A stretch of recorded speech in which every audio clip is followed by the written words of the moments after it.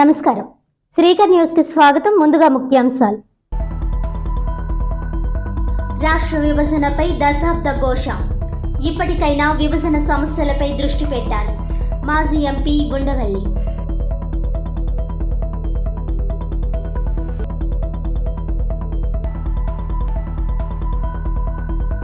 Rajanagaram NII 16 ఆదికవి నన్నయ్య యూనివర్సిటీకి సమీపంలో counting సిబ్బందికి, కౌంటింగ్ ఏజెంట్లకు, పోటీ చేసిన అభ్యర్థులకు, పోలీస్ అధికారులు, సిబ్బందికి ప్రత్యేకంగా పార్కింగ్ ప్రదేశాలు ఏర్పాటు. జిల్లా ఎస్పీ పి. జగదీష్.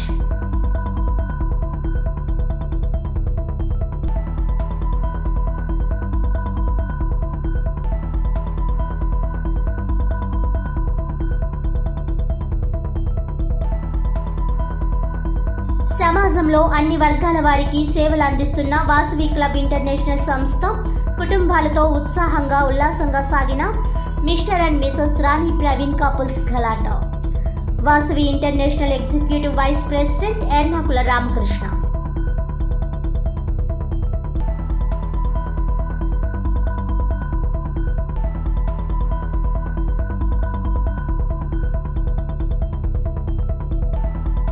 విద్యార్థుల్లో ప్రతిభను మెరుగుపరచడమే మా ధ్యేయం. భారతీయ నవీన క్రీడా ఉత్సవ్ ట్రస్ట్ కార్యదర్శి విత్తనాల కుమార్.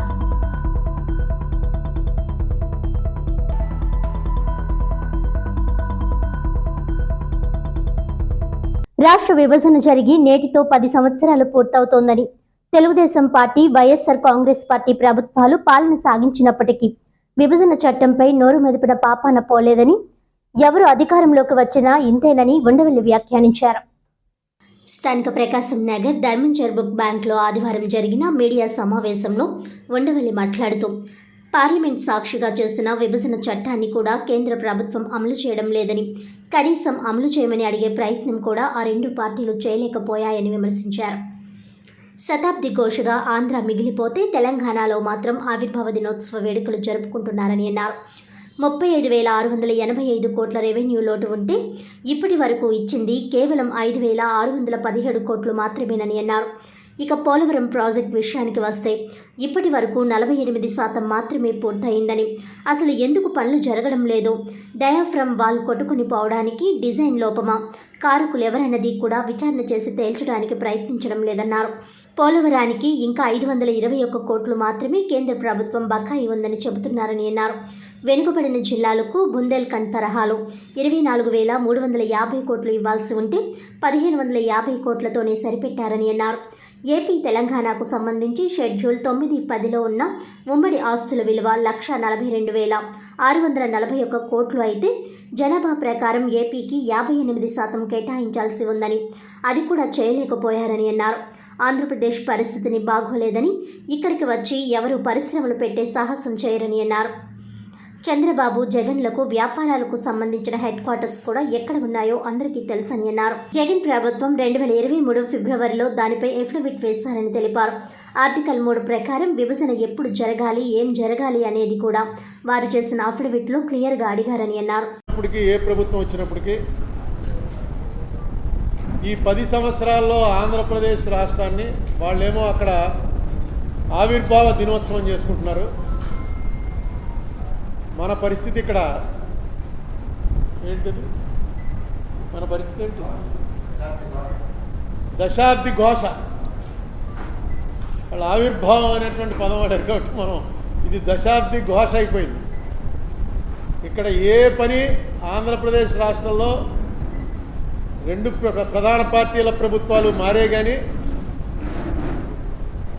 ఏ పని జరగలేదు. ఉదాహరణకి స్పెషల్ కేటగిరీ స్టేటస్ అనేది ఆ రోజున పెద్ద దాంతో కొంచెం ఉపశమనం వచ్చింది అందరికీ. ఏదో మనకి దాని అర్థం కూడా ఎవరికి తెలియకపోయినా స్పెషల్ కేటగిరీ స్టేటస్ ఇస్తున్నట్ట మన్మోహన్ సింగ్ గారు డైరెక్ట్గా చెప్పారు. వెంకయ్యనాయుడు గారు అపోజ్ చేశారు. అంటే అర్థం ఏంటంటే కాంగ్రెస్ కాకుండా బీజేపీ రూలింగ్కి వచ్చినా 10 ఏళ్ళు ఇవ్వాలి కానీ 5 ఏళ్ళు ఏంటని ఆయన గొడవ చేశాడు. మీకు అందరికి గుర్తుండే ఉంటుంది. 10 ఏళ్ళు ఇవ్వాలి, 5 ఏళ్ళు ఏంటంటే 5 ఏళ్ళు ఎందుకు సరిపోతుందని. గ్యారంటీగా స్పెషల్ కేటగిరీ స్టేటస్ ఏదో వస్తుందట అని అనుకున్నాం. సరే, దాన్ని తీసి పక్కన పెట్టారు. రిసోర్స్ గ్యాప్ అని మొత్తం డబ్బంతా హైదరాబాద్లో వస్తుంటే, హైదరాబాద్కి వెళ్ళిపోతుంటే ఆంధ్ర అంటూ రాష్ట్రాన్ని ఏర్పరిచి మేము ఎలా నడుపుతామండి, ఎలా నడుపుకోగలం అంటే రిసోర్స్ గ్యాప్ ఏదైతే ఉందో ఫస్ట్ ఇయర్ అంటే 2014-15లో రిసోర్స్ గ్యాప్ ఏదైతే ఉందో అది కేంద్ర బడ్జెట్లో పెట్టి దాన్ని ఫుల్ఫిల్ చేస్తాం. అది యాక్ట్లోనే పెట్టారు. అయితే చంద్రబాబు నాయుడు గారు గవర్నమెంట్ రాగానే 32,625 కోట్లు 32,625 కోట్లు రిసోర్స్ గ్యాప్ ఉందని ఒక మొత్తం అన్ని రాసి ఎలా వచ్చిందో గ్యాప్, తెలంగాణ విడిపోయి హైదరాబాద్ వెళ్ళిపోవటం వల్ల మనకు ఆ గ్యాప్ ఎలా వచ్చిందో క్లియర్గా లెక్కలేసి చంద్రబాబు నాయుడు గారు గవర్నమెంట్ పంపించారు. పంపిస్తే ఇప్పటివరకు ఆ డబ్బులు ఫస్ట్ ఇయర్ ఇవ్వాల్సిన డబ్బుల్లో మనకు ఇప్పటివరకు అందింది 5,617 కోట్లు.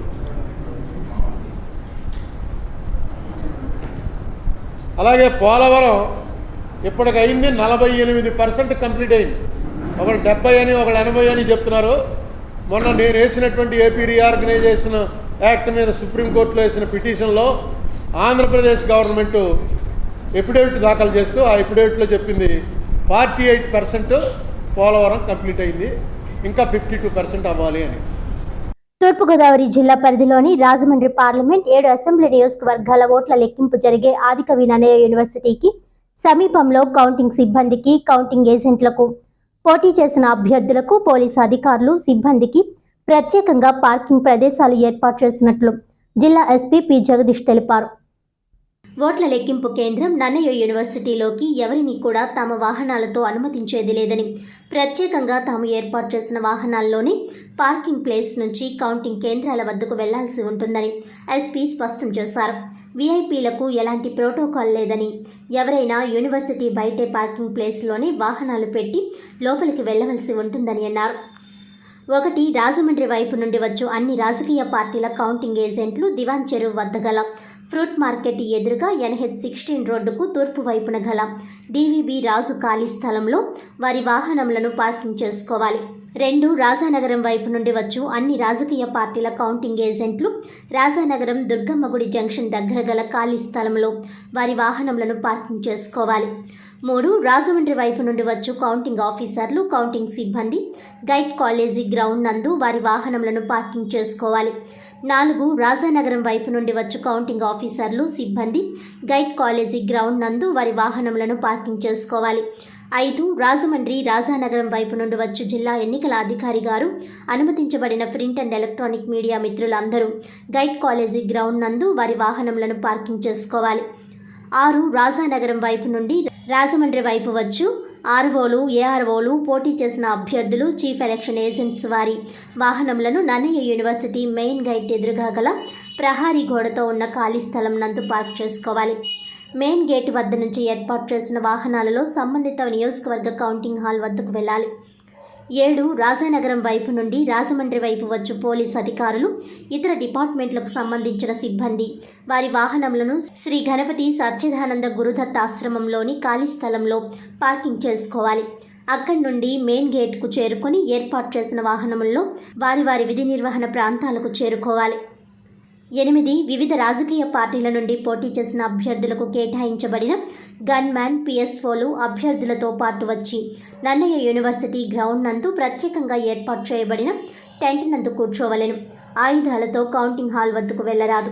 మీ అభ్యర్థులు తిరిగి వచ్చిన పిమ్మట వారితో వెళ్లవలెను. 9 కౌంటింగ్ సిబ్బంది, ఏజెంట్లు, అభ్యర్థులు, ఇతర అధికారులు కౌంటింగ్ హాల్లోనికి సెల్ ఫోన్లు, ఎలక్ట్రానిక్ గ్యాడ్జెట్లు, వాటర్ బాటిల్స్, లైటర్స్, సిగార్స్ వంటివి కౌంటింగ్ హాల్లోనికి తీసుకువెళ్లరాదు. ఎవరూ కూడా ఎటువంటి సెల్ ఫోన్లు, ఎలక్ట్రానిక్ పరికరములు లోనికి తీసుకువెళ్లడానికి అనుమతి లేదు. 10 నన్నయ్య యూనివర్సిటీ నందు జరుగు సార్వత్రిక ఎన్నికల కౌంటింగ్ నకు వచ్చు ఏజెంట్స్, సిబ్బంది ప్రతి ఒక్కరి యొక్క కదలికలను సీసీ కెమెరా, డ్రోన్ కెమెరాలతో అనుక్షణం పర్యవేక్షణ ఉంటుంది. పార్కింగ్ ప్రాంతాల నుంచి ఎన్నికల సంఘం ఏర్పాటు చేసిన ప్రత్యేక వాహనాలలో మాత్రమే అందరినీ సంబంధిత ఓట్ల లెక్కింపు కేంద్రాల వద్దకు తీసుకుని వెళతారు. సొంత వాహనాలతో ఎవరినీ లోపలికి అనుమతించేది లేదని ఎస్పీ జగదీష్ వెల్లడించారు. Camera, pen camera, button camera, smart watches, mobiles ఏది కూడా నా అడ్వైజ్ ఏంటంటే తీసుకురావద్దు. సో ఇన్ కేస్ తీసుకొస్తే it will be deposited, but it's better not to carry. And మన వాళ్ళు ఆల్రెడీ అడిగారు. సో ఆ రోజు డ్రై డే ఉంటుంది, డ్రై డే ఉన్నప్పటికీ ఎవరైనా తాగి వస్తే ఖచ్చితంగా ప్రతి యాక్సెస్ కంట్రోల్ పాయింట్ దగ్గర బ్రెత్ అనలైజర్స్ ఉంటాయి and cases will also be registered. And MCC మనకు 6th దాకా కంటిన్యూ అవుతుంది and also 144 and CrPC and section 30 police act కూడా ఉంటాయి. సో కాబట్టి ఎటువంటి విక్టరీ ప్రొసెషన్స్ కానీ ర్యాలీస్ కానీ 6th దాకా పర్మిషన్ ఉండదు, including burning of fire crackers. So sensitive villages ఎక్కడ గొడవ జరగచ్చు అని ఇప్పుడే అడిగారు. సో దాదాపుగా 162 అలాంటి ప్లేసెస్ని విలేజెస్ని మనం ఐడెంటిఫై చేశాము. గత 5 సంవత్సరాల్లో ఎక్కడెక్కడ political clashes, caste based clashes ఇవన్నీ జరిగాయి. ఇలాంటివన్నీ ఆల్రెడీ షార్ట్ లిస్ట్ చేయడం జరిగింది. ఈరోజు సాయంత్రం ఎగ్జిట్ పోల్ వచ్చిన తర్వాత నుంచే, ఈరోజు మధ్యాహ్నం నుంచే మనము అక్కడ అడిషనల్గా పికెట్స్ అండ్ మొబైల్ పార్టీస్ని డిప్లాయ్ చేస్తూ ఉన్నాము and it will continue till the formation of government. So ఈ సెన్సిటివ్ ప్లేసెస్లోనే ఈ ఎలక్షన్ అయిపోయిన తర్వాత మే 13 తర్వాత దాదాపు 70 కార్డన్ అండ్ సర్చ్ ఆపరేషన్స్ కూడా చేయడం జరిగింది. అక్కడ ఉన్నటువంటి లిక్కర్ ఉండొచ్చు, ID and unauthorised without documents లేని బైక్స్ కూడా ఆల్మోస్ట్ 600 వెహికల్స్ దాకా కూడా మనము సీజ్ చేసి ఉన్నాము లాస్ట్ 15 డేస్లో. సో ఈ sensitive villages and all the check పాయింట్స్లో కూడా మనము కెమెరాస్ కూడా ఇన్స్టాల్ చేయడం జరుగుతుంది. సీసీటీవీ కెమెరాస్ ఉంటాయి. అదనంగా 10 డ్రోన్ కెమెరాస్ కూడా విచ్ లైవ్ స్ట్రీమ్ ఫెసిలిటీతో పాటుగా మనము హైర్ చేసుకుంటున్నాము. Counting centre in and around all sensitive assembly constituencies and city ఎక్కడ క్రౌడ్ మొబిలైజ్ అవుతుంది ఇలాంటి అన్ని చోట్ల కంటిన్యూస్గా లైవ్ స్ట్రీమ్తో పాటుగా మన కంట్రోల్ రూమ్లో మానిటర్ చేయడం జరుగుతుంది. వాసవి ఇంటర్నేషనల్ సౌజన్యంతో Mr and Mrs Rani Praveen couples ఉల్లాసంగా ఉత్సాహంగా సాగింది. Vasavi clubs international district V 217A district governor Kallakuri KVPRSS Praveen Kumar ఆధ్వర్యంలో ఈ కార్యక్రమంలో నిర్వహించారు. ఈ కార్యక్రమానికి ముఖ్య అతిథిగా Vasavi international executive vice president Erukula Ramakrishna హాజరయ్యారు. ఈ సందర్భంగా ఆయన మాట్లాడుతూ వాసవి క్లబ్స్ ఇంటర్నేషనల్ సంస్థ 14 దేశాలలో మహారాష్ట్ర, గుజరాత్, తెలంగాణ తదితర రాష్ట్రాలతో పాటు మన రాష్ట్రంలోని జిల్లాల్లో వాసవి క్లబ్స్ ఇంటర్నేషనల్ డిస్ట్రిక్ట్ వి 215A సంస్థ సేవలు అందిస్తుందని తెలిపారు. కరోనా సమయంలో ఇంటికి పరిమితమైన వైశ్య సామాజిక వర్గానికి చెందిన కుటుంబాలను ఒక చోటికి చేర్చి సాంస్కృతిక కార్యక్రమాలు నిర్వహించి వారి మధ్య పోటీ నిర్వహించేందుకు ఈ కార్యక్రమాన్ని ఏర్పాటు చేసినట్లు తెలిపారు. సమాజంలో అన్ని వర్గాల వారికి సేవలు అందిస్తున్నామని అన్నారు. District governor V 215A Kallakuri KVPRS Praveen Kumar మాట్లాడుతూ తాను వాసవి క్లబ్స్ ఇంటర్నేషనల్ సంస్థ డిస్ట్రిక్ట్ గవర్నర్గా పదవి చేపట్టినప్పటి నుంచి ఇల్లు కార్యక్రమం నిర్వహించామని తెలిపారు. గతంలో ఎందరో మహానుభావులు అందరికీ వందనాలు అనే కార్యక్రమం నిర్వహించామని, ఆ కార్యక్రమంలో నైపుణ్యం ఉన్న వారిని గుర్తించి వారిని ప్రోత్సహించామని అన్నారు. అలాగే ఈ సంవత్సరం వాసవి క్లబ్ ఇంటర్నేషనల్ సంస్థ సభ్యులను ఉత్సాహపరిచేందుకు Mr and Mrs Rani Praveen couples గలాటా కార్యక్రమం నిర్వహిస్తున్నట్లు తెలిపారు. సమాజంలో అనేక సేవా కార్యక్రమాలు నిర్వహించి పేదలను, బడుగు బలహీన వర్గాలను ఆదుకుంటున్నట్లు వివరించారు. ఈ కార్యక్రమంలో international vice president Boda Sai Suryaprakash, project chairperson Granthi Sujatha, V Sunanda, CH Prasannalakshmi, K Shanti, V Aruna, Y Sita Mahalakshmi, P Santoshi, S Sita, S Usha and Veeralakshmi, M Sudha, D Nagamani, V Laila, R Ratnakumari, G Baladevi, Krishna Chaitanya తదితరులు పాల్గొన్నారు. ఈ సందర్భంగా నృత్య, సాంస్కృతిక కార్యక్రమాలు నిర్వహించి విజేతలకు బహుమతులు అందజేశారు. జై వాసవి. నేను వాసవి క్లబ్స్ ఇంటర్నేషనల్ డిస్ట్రిక్ట్ వి 215A గవర్నర్గా నా పదవి బాధ్యతను నిర్వహించడం జరుగుతుందండి. ఈ సంవత్సరం నేను పదవిని స్వీకరించినప్పటి నుంచి కూడా మేము చేసే సేవా కార్యక్రమాలకి ప్రతి ఒక్కదానికి కూడా కర్త కర్మ క్రియ అయినటువంటి మా అన్నయ్య గారు బోడా సాయి సూర్యప్రకాష్ గారి సహకారంతో ఈ సంవత్సరం జనవరి 21లో మేము ఎందరో మహానుభావులు అందరికీ వందనాలని చెప్పి మంచి ప్రోగ్రాం చేయడం జరిగిందండి. అదే రకంగా మొన్న వాసవి ఉగాది పురస్కారాలని చెప్పి ప్రతి క్లబ్ నుంచి కూడా 60 మందిని తీసుకొచ్చి వారందరికీ కూడా ఏ క్లబ్లో ఏ నైపుణ్యం ఉన్నదో వారందరినీ గుర్తించి వారిని ఒకే వేదిక మీద సన్మానించడం జరిగింది. కరోనా మహమ్మారి తర్వాత ఎంజాయ్మెంట్ అన్నది మర్చిపోయిన మన జనాలకి మరొకసారి ఈ ప్రోగ్రాంని నిర్వహించాలని చెప్పి అనగానే మా అన్నగారు మాకు ఈ కమిటీకి చైర్మన్గా రాజేష్ గారిని అదే రకంగా చైర్పర్సన్గా మా గ్రంథి సుజాత గారు అనే టీము మొత్తం అందరినీ కూడా ఇవ్వడం జరిగిందండి. జై వాసవి.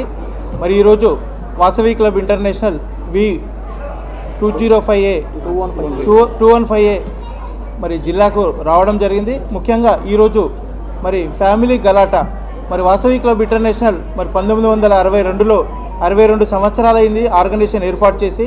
మరి ఈ సంస్థ మరి సుమారు 1800 క్లబ్బులు 14 దేశాల్లో 31 జిల్లాలో మరి తెలంగాణ, ఆంధ్రప్రదేశ్, కర్ణాటక, మహారాష్ట్ర, తమిళనాడు, గుజరాత్, కేరళ మరి అనేక రాష్ట్రాల్లో విరాజిల్లుతూ కోట్లాది రూపాయలు వెచ్చించి సేవా కార్యక్రమాలు నిర్వహిస్తున్న ఏకైక సంస్థ వాసవి క్లబ్ ఇంటర్నేషనల్.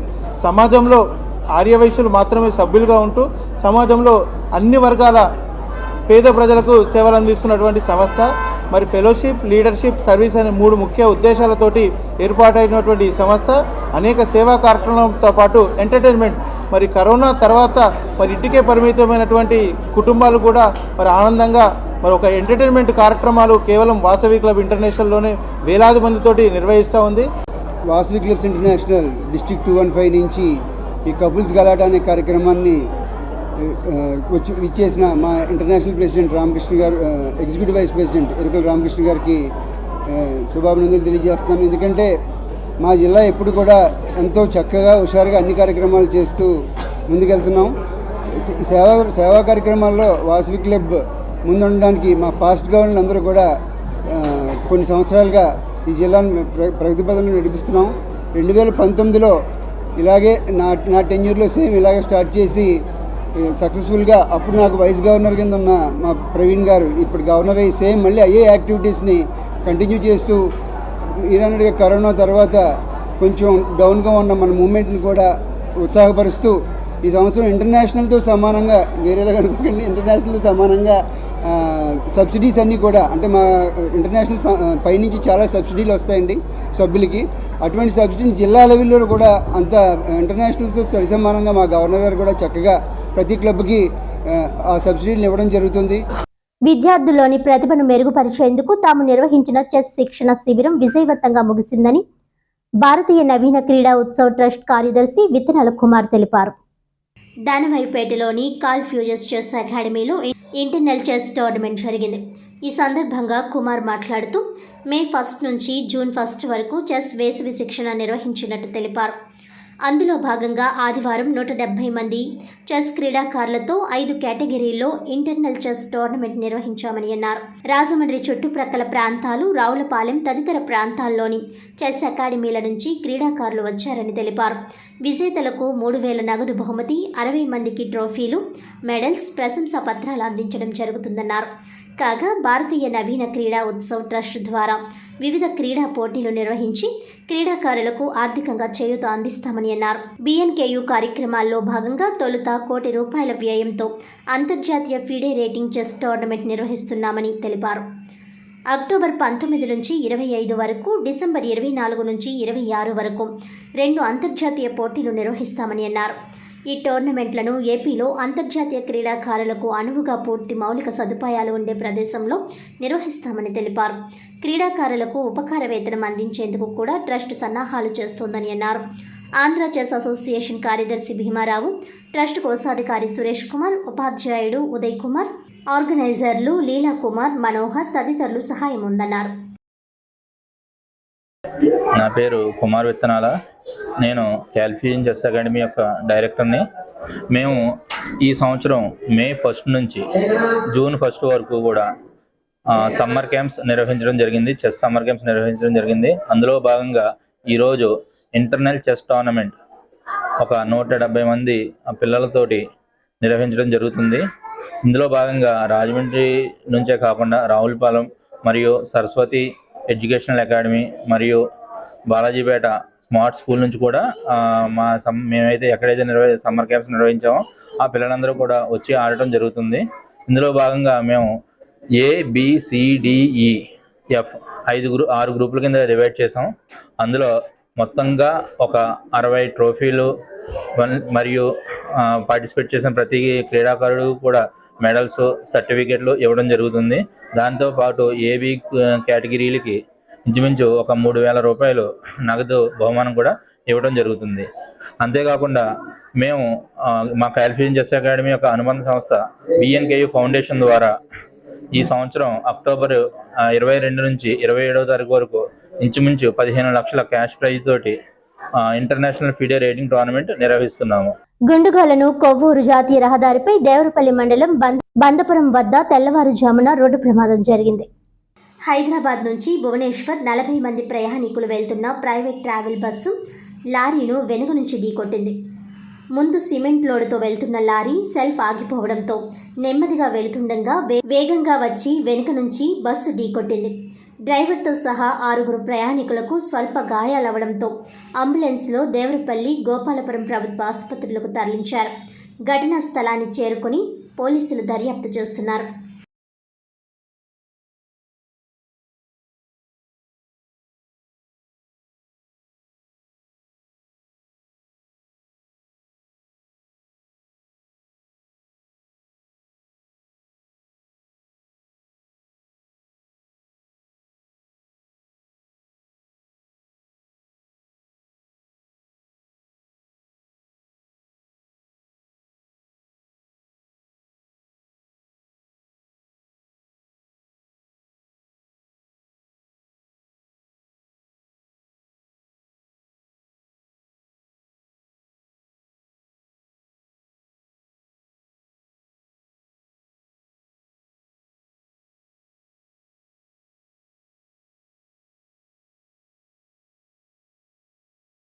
వార్తలోని ముఖ్యాంశాలు మరోసారి. రాష్ట్ర విభజనపై దశాబ్ద ఘోష. ఇప్పటికైనా విభజన సమస్యలపై దృష్టి పెట్టాలి. మాజీ ఎంపీ ఉండవల్లి.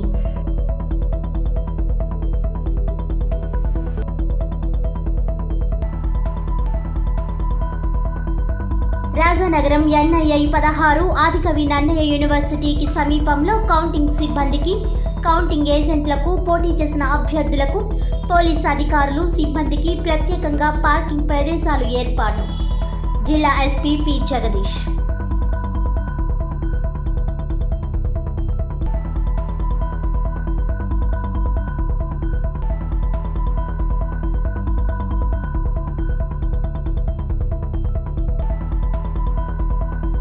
సమాజంలో అన్ని వర్గాల వారికి సేవలు అందిస్తున్న వాసవి క్లబ్ ఇంటర్నేషనల్ సంస్థ కుటుంబాలతో ఉత్సాహంగా ఉల్లాసంగా సాగిన Mr and Mrs Rani Praveen couples గలాటా. Vasavi international executive vice president Ernakula Ramakrishna.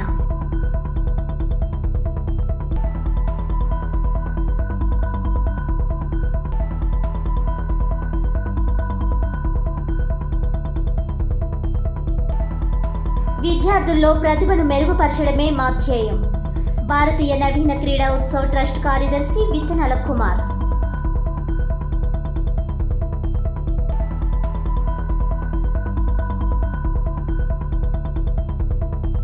ఈనాటి వార్తలు ఇంతటితో సమాప్తం. తిరిగి వచ్చే బిల్డర్లో మళ్ళీ కలుద్దాం. అంతవరకు సెలవు. నమస్కారం.